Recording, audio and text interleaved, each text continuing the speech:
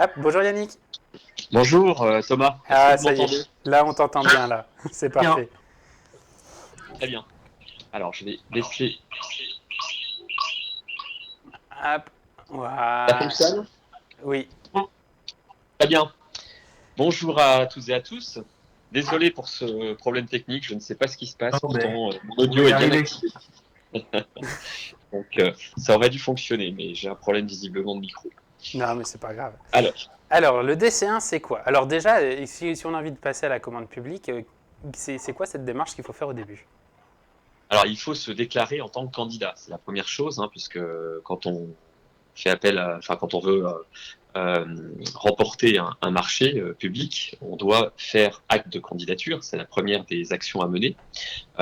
Et ça se fait par un formalisme particulier, dans une procédure particulière. L'idée, c'était aujourd'hui de vous montrer le document qu'on utilise le plus souvent, qui s'appelle un DC1, déclaration du candidat numéro 1. Hein, on verra la prochaine fois le DC2. Je vous expliquerai à quoi ça sert. Ça viendra compléter le DC1. Le DC1, c'est la lettre de candidature et c'est dans ce document qu'on va désigner à quel titre on se porte candidat à un marché public. D'accord. Il Soit faut un seul. formulaire par marché. Il faut un formulaire par marché.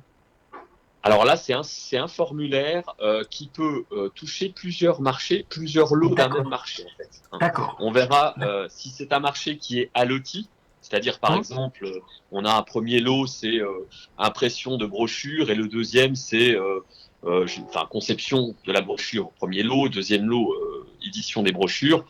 On peut candidater aux deux ou à un seul des deux. D'accord. D'accord. D'accord. Et ça, on va le faire par un seul document, qui est D'accord. le DC1. Donc le DC1, lettre de candidature, c'est un document qui peut apparaître un petit peu fastidieux parce qu'il y a un certain nombre de rubriques, il y a du texte, il y a des choses qui sont, je dirais, systématiquement utilisées pour chaque dossier et qui s'appliquent de manière plus ou moins légère en fonction de la nature et de la complexité du dossier auquel on candidate. Hein. Bon, le document est quand même relativement simple, hein, c'est un formulaire que je vais essayer de partager à l'écran pour vous le commenter, vous expliquer comment on doit renseigner chacune des rubriques. Et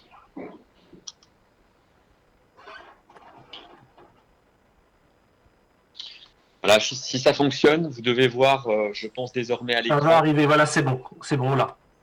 le document. Alors c'est un document qui se présente le plus souvent sous cette forme-là.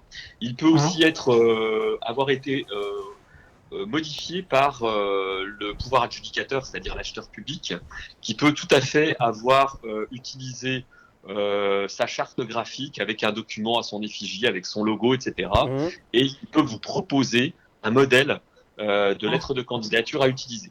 À défaut, et c'est le plus souvent dans ce cas qu'on situe, c'est ce document DC1 qui a été fait par le ministère de l'économie et des finances qu'on va utiliser. Alors attention, première chose, vérifier que c'est la bonne version parce que ce document est mis à jour successivement au gré des modifications de la réglementation. Et vous voyez normalement en bas ici, version code de la commande publique. Et je crois que quelque part, alors c'est peut-être pas ici, mais c'est sur le site du ministère de l'économie et des finances, on a les versions antérieures, mais on a surtout la version à jour, et c'est bien précisé que la version à jour est celle-ci. Donc D'accord. attention déjà à bien utiliser le bon cadre. Parce que avec les évolutions successives, et notamment la dématérialisation, le cadre a évolué.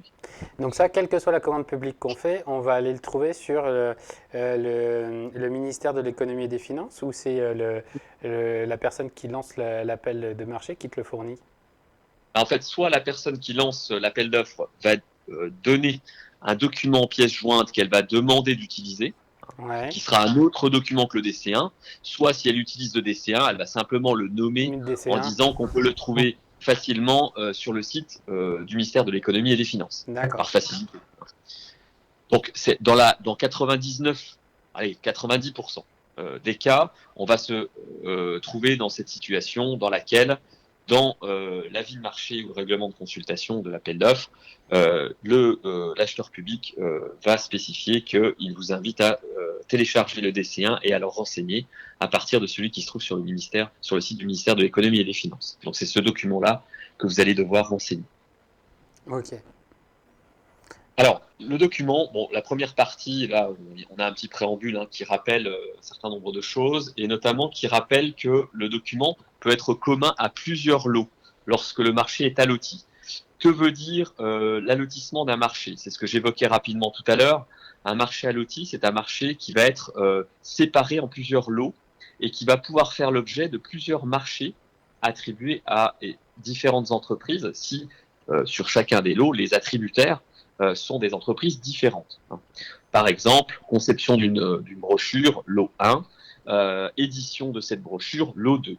Si vous êtes une entreprise qui fait les deux et qui va vouloir se positionner sur les deux, vous allez remplir un seul DC1 en disant que c'est pour candidater à ces deux lots-là que vous renseignez ce DC1. Donc on verra un petit peu plus bas. Même si par exemple dans un on utilise des sous-traitants, dans l'autre on n'utilise pas de sous-traitants ou pas les mêmes Alors, les sous-traitants, c'est autre chose. Les sous-traitants, on le verra plus tard lors d'une prochaine émission. C'est le DC4 qui est un document, un autre document. On verra le DC1, le DC2 et le DC4. Le DC4, il est propre à la sous-traitance. Quand il y a des sous-traitants, c'est le DC4 qu'on va renseigner. On verra ça une autre fois, mais c'est pas dans ce document DC1 qu'on va en faire état. C'est dans un autre document. S'il n'y a pas de sous-traitance, mais qu'il y a de la co-traitance. Alors la co-traitance, c'est quoi? C'est quand on décide de répondre en groupement momentané d'entreprises, donc à plusieurs entreprises groupées, à un appel d'offres. On verra un petit peu plus tard dans ce formulaire, il y a différentes formes de groupement possibles. Donc ce formulaire-là, que vous répondiez tout seul ou que vous répondiez en groupement momentané d'entreprises, vous allez pouvoir utiliser un seul et même document qui est celui-ci. Après, si vous répondez à plusieurs en groupement, c'est le DC2 qui devra être renseigné par chacun des membres de groupement qui devra renseigner son propre DC2, puisqu'en fait, on aura sur le DC2 la déclaration des candidats et chacun va déclarer son chiffre d'affaires et un certain nombre d'informations qui lui sont propres, qui sont propres à ses moyens financiers, ses moyens matériels, ses moyens humains, ses références. Donc ça, on le verra la prochaine fois sur le DC2. Le DC1, il n'y en a donc qu'un seul, que l'on réponde à un ou plusieurs lots, et que l'on réponde seul ou en groupement. D'accord. Ce document-là sera autoporteur et sera unique. Alors maintenant, première rubrique, c'est très simple, identification de l'acheteur. Donc là, comme on peut le voir sur le formulaire vous invite à reprendre le contenu et la mention qui figure dans l'avis d'appel à la concurrence ou l'invitation à candidater. Dans le cas où vous avez une référence qui est attribuée à cet appel d'offres, vous pouvez simplement mettre le numéro de référence. C'est ce qui est indiqué un petit peu plus bas. Donc c'est relativement simple, il suffit simplement de reprendre, par exemple, conception et édition d'une brochure. Pardon, excusez-moi, j'ai sauté une case. Identification de l'acheteur, c'est par exemple la ville de Dijon. Donc là, on va retrouver les coordonnées de la ville de Dijon qu'on va reprendre bêtement. On va faire un copier-coller de ce qui figure dans l'avis de marché ou dans l'invitation à candidater. Il y a par exemple pour les entreprises, on a un numéro SIRET. Est-ce que pour l'acheteur, lui, il a aussi un numéro SIRET ou quelque chose comme ça qu'il faut mettre? Non, alors l'acheteur, il a un numéro de SIRET, mais en général, on ne le met pas là. On va l'utiliser pour ce qui est de Corus, plutôt la facturation électronique, son numéro de SIRET. D'accord. Pour ce qui est là, c'est juste l'adresse postale et c'est tout. On va juste mettre ville de Dijon avec l'adresse postale, le mail et ce qui est en fait ce qui figure dans l'avis de marché. Dans l'avis de marché, qui est l'appel à candidature, c'est le document qui est émis soit sur le profil acheteur, c'est-à-dire le site dématérialisé de l'acheteur, soit sur les journaux officiels d'annonces légales en complément. D'accord. C'est ces mentions-là qu'on va reprendre. Donc il y a toujours l'identification de l'acheteur qui est dans une des rubriques et on va reprendre et le recopier ex nihilo dans cette rubrique A, identification de l'acheteur. Ensuite, la rubrique B, on va reprendre l'objet de la consultation. C'est l'objet du marché pour lequel je me porte candidat. Donc dans mon exemple de tout à l'heure, c'est par exemple conception et édition d'une brochure. Donc là, même chose, on va reprendre ce qui figure dans l'annonce dont on a pris connaissance et qui nous a conduit à vouloir candidater. Ensuite, on va, et c'est là où c'est important, on va commencer à se déterminer par rapport à son choix de réponse et de forme de réponse. On va indiquer si l'on se porte candidat pour le marché public lorsqu'il n'est pas alloti, lorsqu'il n'y a pas de lot. Il n'y a pas eu d'allotissement, il y a un ensemble auquel on doit répondre. Là, on va cocher la première case, on répond au marché public. Par contre, si le marché est alloti, s'il présente plusieurs lots, il va falloir qu'on indique pour quel lot, au singulier ou au pluriel, on va se porter candidat par ce document. Donc, si on se candidat, imaginons qu'il y ait 2 lots, comme dans mon exemple, et que je me porte candidat pour les 2 lots, je vais cocher pour tous les lots de la procédure. Imaginons qu'il y en ait un seul auquel je veuille candidater. Là, je cocherai, du coup, par exemple, si c'est le lot numéro 1, conception de la brochure, je vais cocher la 3e case pour le lot numéro, et je vais indiquer 1 de la procédure de passation de marché public.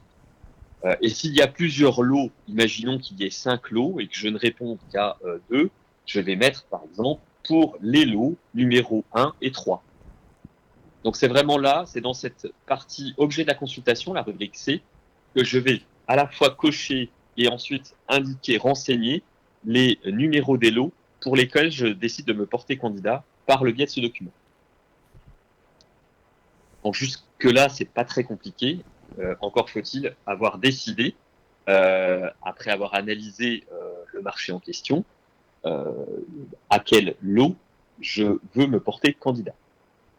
Ensuite, la rubrique D, on va y indiquer sous quelle forme on souhaite candidater. Est-ce qu'on se présente en tant que candidat tout seul, par exemple, si Thomas, par exemple, tu veux répondre à cet appel d'offres et que tu réponds simplement avec ton entreprise, bah, tu vas cocher le candidat se présente seul et ensuite tu vas indiquer le nom commercial de ton entreprise, sa dénomination sociale, l'adresse postale et l'adresse du siège si le siège a une adresse différente de l'établissement qui se porte candidat, et l'adresse électronique de contact en fait de ton entreprise, ainsi que le numéro de téléphone et télécopie. Et en pied de page, il faut aussi mettre la référence de la consultation, là? Alors là, non. Là, il n'y a pas de référence de la consultation. La référence de la consultation, on l'a indiqué au-dessus.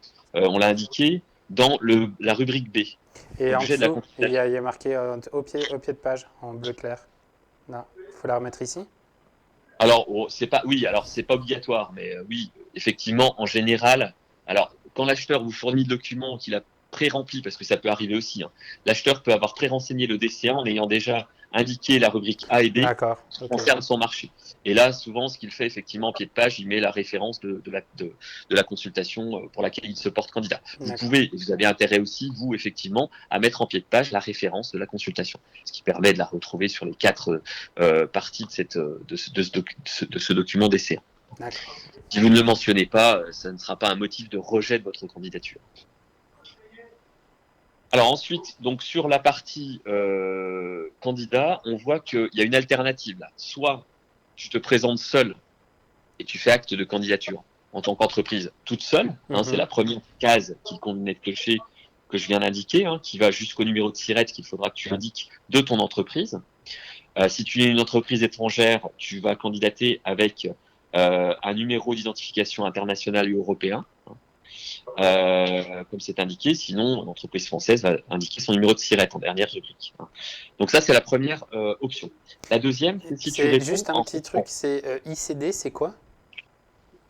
La liste des ICD, c'est, je crois, alors c'est un identifiant en fait. C'est un identifiant, je ne sais plus ce que ça veut dire. Mais c'est notre C'est numéro de un sirène ou c'est numéro autre chose? d'identification.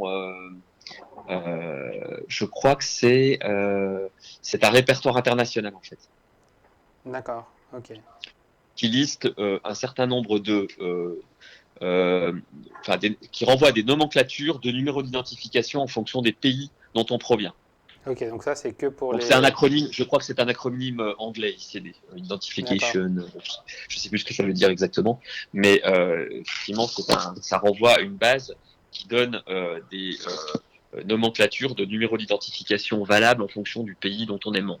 d'accord. Donc pour Nous, pour nous... la France, on fait simple, c'est numéro de SIRET. Ok, d'accord, ça tourne. Voilà, donc ça c'est dans l'éventualité où tu te présenterais seul pour répondre et faire acte de candidature à cet appel. Dans le deuxième cas, c'est le candidat est un groupement d'entreprises. C'est ce que j'ai évoqué tout à l'heure. Et donc, dans un cas comme celui-là, tu vas cocher le candidat est un groupement d'entreprises et tu vas dire sous quelle forme ce groupement est constitué. Alors là, sans rentrer dans un détail trop important, parce qu'il y a des nuances en termes de forme possible de groupement momentané d'entreprise. Bon, déjà, un groupement momentané, comme son nom l'indique, c'est momentané, c'est à l'occasion de cet appel d'offres que tu vas constituer ce groupement. Le groupement, c'est quoi? C'est on va mettre à plusieurs entreprises en commun des moyens, des ressources pour effectuer ce qui est prévu au titre du marché. On ne crée pas une société ensemble, hein. Ça reste des sociétés distinctes, mais qui se regroupent et qui créent un groupement momentané. Bon, Deux, bah, deux grandes pour formes. ça, on fera peut-être un focus une autre fois sur ce point-là. Parce que j'ai un Oui, paquet de oui, questions là-dessus, mais ça va durer 15 plombes. oui. Puis c'est, il y a beaucoup de choses à dire effectivement sur ces formes possibles de groupement. Sans rentrer dans un détail trop important, et on pourra y revenir à une autre occasion, il y a deux grandes formes de groupement. Le groupement conjoint, le groupement solidaire, qu'on appelle dans notre jargon le GMES, groupement momentané d'entreprises solidaires, et le GMEC, groupement momentané d'entreprises conjoints.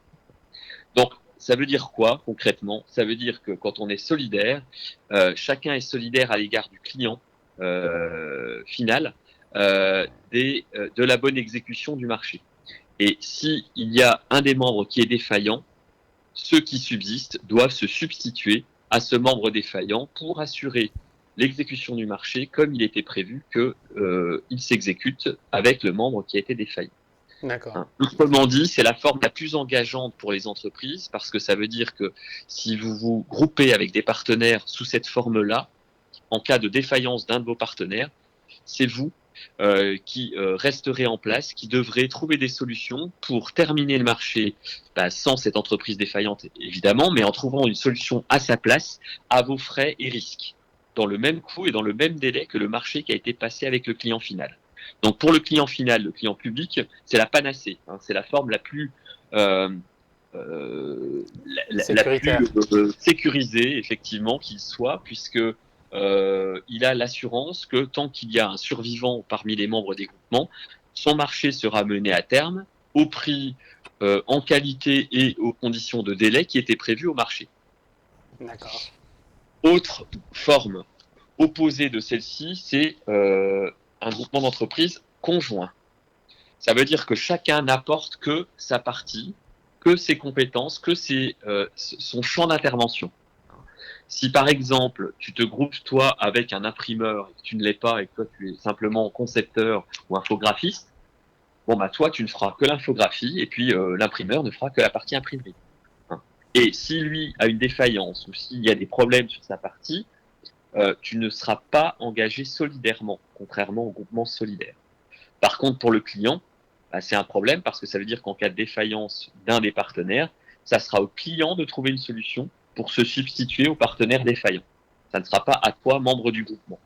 D'accord? Bon, donc voilà les deux formes possibles. Alors, avec une petite variante, c'est que quand on est en groupement conjoint, où chacun ne fait que sa partie, on peut quand même avoir un mandataire solidaire. Imaginons qu'on ait un groupement à 3 entreprises qui soient conjoints. Ça veut dire que les 3 ne font que leur partie. Par contre, le mandataire, il est mandataire solidaire, lui, il est solidaire des autres. Lui, il doit trouver des solutions s'il y a un défaillant. Mais par contre, les 2 autres, eux, ne sont pas plus engagés que dans un groupement conjoint classique, hein, sans mandataire solidaire. La seule nuance porte sur le rôle et la responsabilité du mandataire lorsque on coche, en cas de groupement conjoint, que le mandataire est solidaire. Il assume une responsabilité plus grande que les autres. Bon, voilà donc, alors, on y reviendra sur cette partie groupement, mais ça veut dire qu'une fois qu'on a déterminé ça, on va être en mesure de renseigner le DC1 pour dire sous quelle forme on répond. Hein. Ça veut dire qu'avant de le renseigner, il faut avoir déterminé le choix de positionnement de chacun des membres du groupement lorsqu'on est en groupement, la forme du groupement, le rôle du mandataire, est-ce qu'il est solidaire ou pas, etc. Puisque ici, dans le DC1, on va traduire le choix qu'on a fait par l'information à partir des coches qu'on va renseigner. Ensuite, en rubrique E, on va noter le nom et les caractéristiques, jusqu'au SIRET, l'adresse électronique, etc., ce qui est indiqué en haut du tableau, de chacun des membres du groupement. Hein. Donc là, c'est dans le cas uniquement d'un groupement. Quand on est candidat seul, on n'a pas à renseigner cette partie E. Hein. Si on est par contre avec des partenaires, on va reprendre le nom de chacune des entreprises dans chacune des lignes, bleues, blanches, etc., en énumérant chacun des membres du groupement. Et si on est en groupement conjoint, et uniquement dans ce cas-là, on va renseigner les parties de prestations qui sont exécutées par chacun. Pourquoi? Parce que si on est solidaire, ça intéresse pas tellement finalement, ou moins en tout cas, de savoir qui fait quoi, puisqu'il y a une solidarité d'ensemble. Par contre, si on a un groupement conjoint, bah, on va mettre par exemple bien ancré euh, conception de la brochure. Puis à côté, le nom de l'imprimeur avec la partie impression de la brochure. D'accord? On va rappeler sur la partie gauche du tableau le ou les lots sur lesquels le groupement se positionne. Ce qui sera en vis-à-vis et en correspondance de la partie qu'on a renseignée avant, lorsqu'on a indiqué sur quel lot on se portait candidat. Ensuite, on va attester par une croix, par une coche, que nous ne sommes pas dans un cas d'interdiction de soumissionner, de candidater à un marché public. C'est-à-dire qu'on n'est pas dans un cas dans lequel on a fait l'objet d'une interdiction d'opérer parce qu'on a été condamné ou parce qu'on on est dans une situation qui ne permet pas de candidater à un appel d'offres public. Donc, si on est dans un cas une situation de régularité et on n'est pas exclu sur le plan du droit de la possibilité de candidater à un marché public, ben, on va attester qu'on est, nous ou chaque membre du groupement, dans aucun des cas d'exclusion qui est prévu par la loi, hein, en cochant la case qui est au niveau de la rubrique F1. Ensuite, la rubrique F2, on va faire appel là à un éventuel coffre-fort électronique dans lequel on aura stocké des documents que pourra aller vérifier l'acheteur public. Hein. Les coffres-forts électroniques se sont développés depuis la dématérialisation, notamment dans la commande publique. Hein. C'est des espaces sécurisés, confidentiels, dont l'accès est limité à celui qui détient un espace dans ce coffre-fort numérique, ce coffre-fort électronique, et sous réserve qu'on donne l'adresse de connexion à ce coffre-fort, le login et le mot de passe pour que l'acheteur public puisse aller lui-même récupérer les documents qui prouvent, par exemple, la régularité sur le plan de la situation fiscale, sociale, le CABIS, etc., etc., tous les documents administratifs qu'on nous demande à chaque fois quand on candidate à un marché public. Bah là, plutôt que de les remettre à chaque fois, même si en électronique c'est un peu moins coûteux que de les envoyer, enfin que de les imprimer et de les mettre dans un flux, ça évite quand même d'avoir à refaire le geste à chaque fois.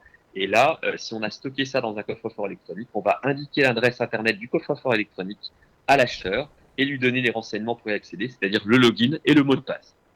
Ça permettra de gagner du temps. Alors c'est pas obligatoire, hein. On peut toujours, de manière traditionnelle, en numérique, associer tous les documents qui sont demandés dans le cadre de l'appel d'offres auquel on répond, mais c'est une manière de faciliter la tâche à l'entreprise que de lui permettre de flécher son coffre-fort électronique pour que ce soit l'acheteur qui ait la responsabilité d'aller récupérer des documents et que ce ne soit pas l'entreprise qui, à chaque fois, doive adresser par voie électronique les documents qui lui sont demandés, hein, sur le plan de sa situation. Est-ce que ça peut être un lien vers un serveur, par exemple, qu'on a ici, qu'on a chez nous habituellement? Non, non, parce qu'il doit répondre à des normes de sécurité informatique. Non, il doit être agréé et il doit remplir un certain nombre de conditions qui font qu'en général, ce sont finalement des coffres-forts qu'on va trouver sur les profils acheteurs. Par exemple, alors je peux vous montrer peut-être en partage d'écran aussi. Voilà, celui de, je sais pas si il faut que je change. Attendez, je vais essayer de faire en sorte. Et les documents qu'on met sur ce coffre-fort, une fois qu'ils sont mis, on ne peut pas les changer ni quoi que ce soit, non? Alors si, bien sûr, on doit les mettre à jour d'ailleurs, on doit les mettre à jour, on peut les changer au quotidien. En fait, à nous de nous assurer qu'ils sont à jour.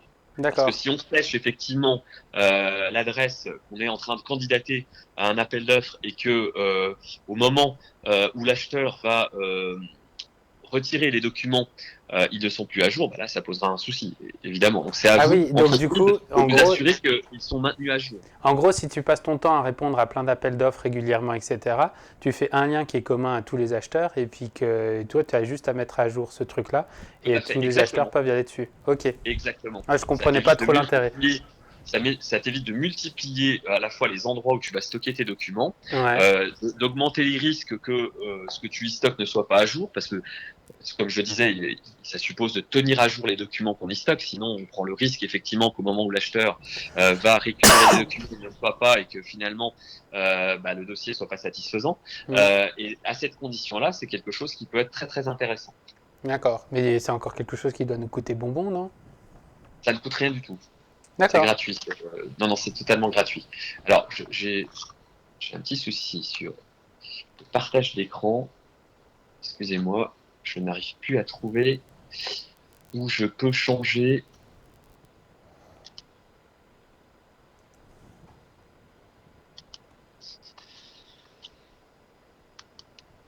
Est-ce que vous voyez ici le document du coffre-fort documentaire de e-Bourgogne? Non. Pour le moment, rien.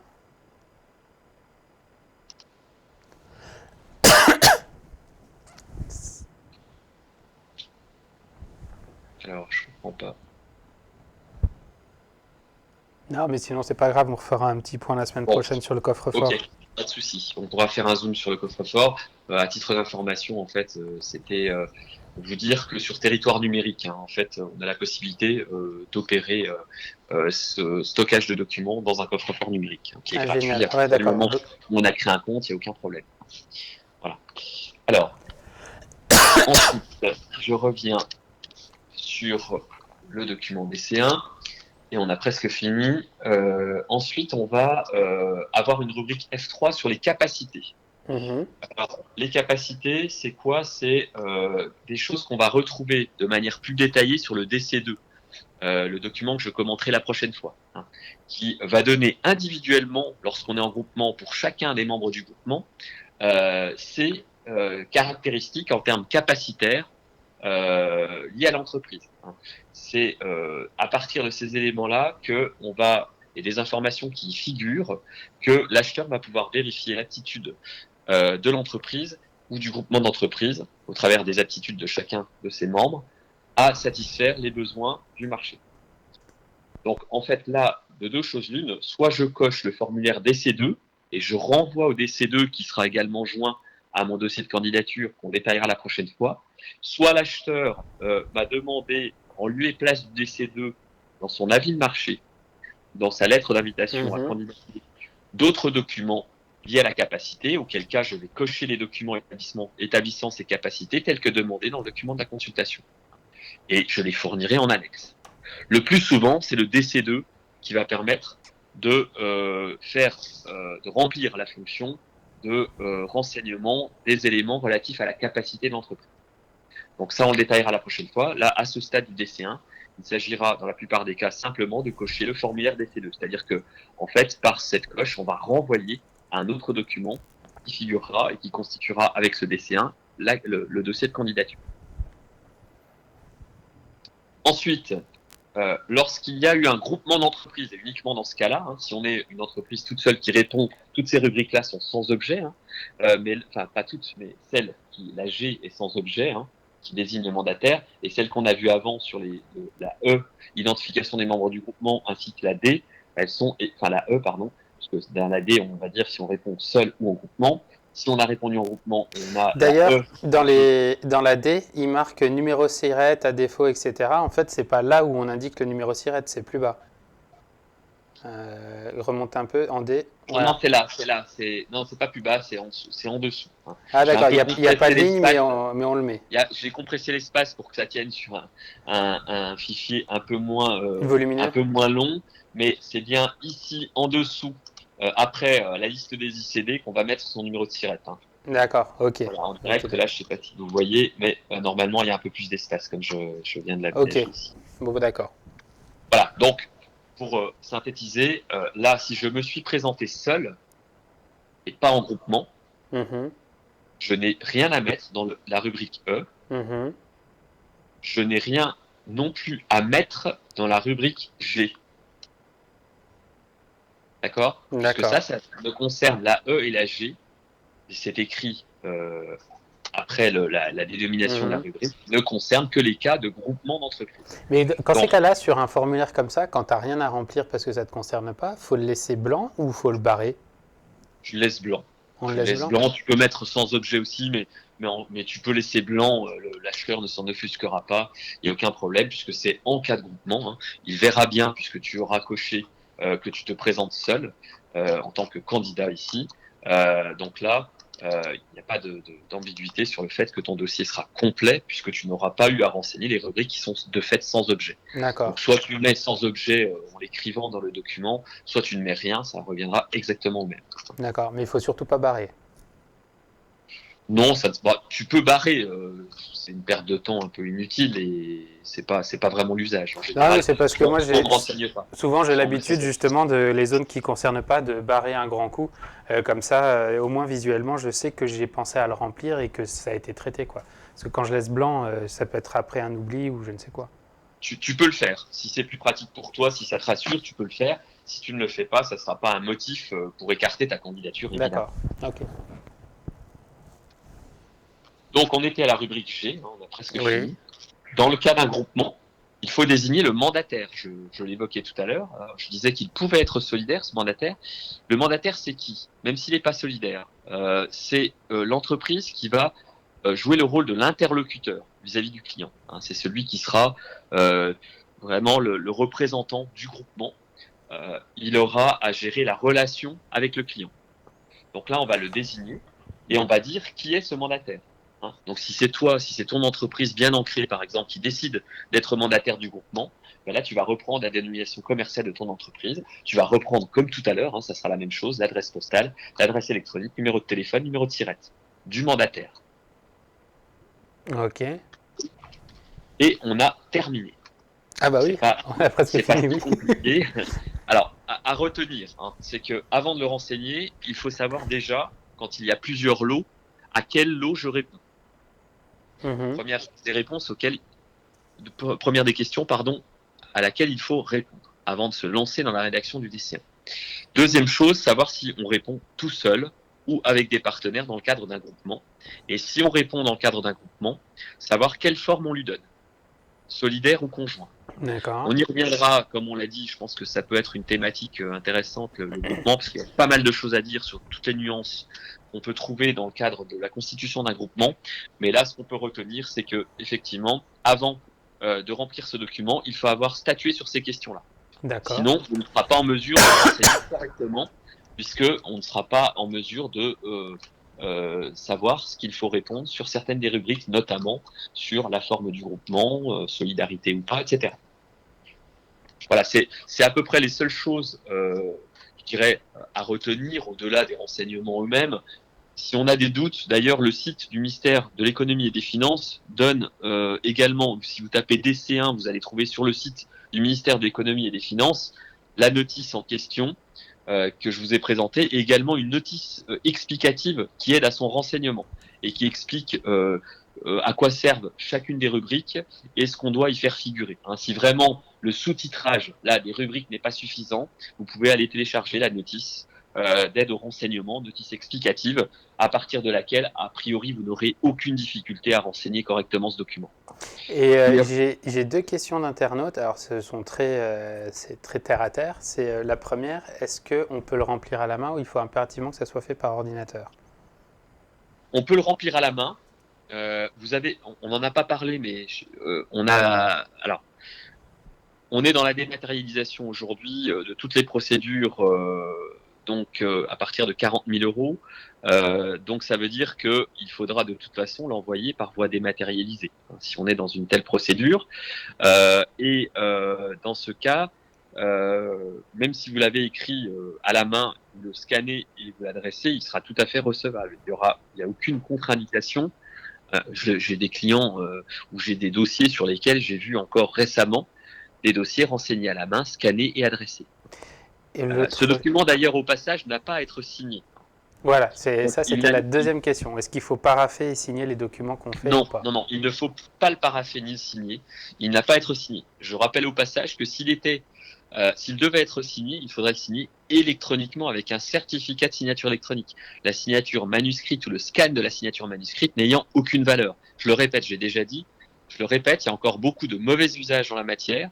Une signature, un scan d'une signature manuscrite ne vaut rien.